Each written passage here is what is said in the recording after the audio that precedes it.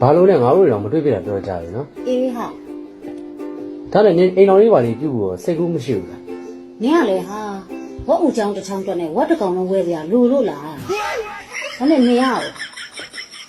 ငါလည်းနေလိုပဲပေါ့ဟာနံများတစ်ချက်တွက်နဲ့နံများဖို့တပူလုံးဝယ်ဖို့မှမလိုတာ哎呦我的妈！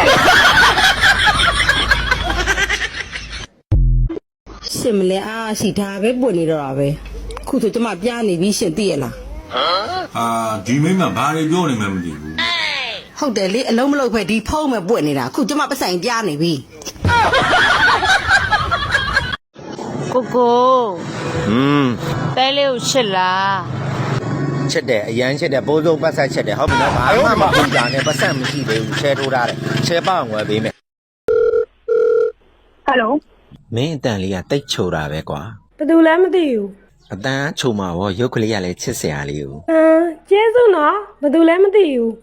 FB မှာတင်ထားတဲ့မင်းတပ်ပုံလေးကိုမြင်ပြီးတဲ့နောက်ပိုင်းလောကမှာရှိတဲ့တခြားမင်းကလေးတွေကိုကြည့်အောင်မကြည့်စင်တော့တာအဲ့လိုလည်းပြောကောင်းတော့အဲ့လိုဘယ်သူလဲမသိဘူး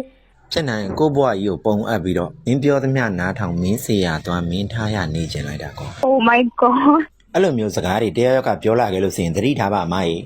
အခုမိန်းကလေးတွေကိုအဲ့လိုမျိုးဖမ်းစားပြီးတဲ့အခါမှာသူတို့ရှေ့ကနေငွေညစ်ကောက်ခံနေရတာတွေ့နေရလို့ပါသိတယ်ကိုရေနော်သိတယ်အဲ့ဒါတွေဆက်ဆက်ပြီးလာလာမပြောနဲ့ကျွန်တော်တို့မိန်းမပြိုလေးများဘဝမပြည့်ရေးအသိန်းဖွဲ့ရပါအကူကြီးလိုတယ်ဆိုရင်ဒီဖုန်းလေးကိုလှမ်းဆက်ပေးပါ哎呦我的妈！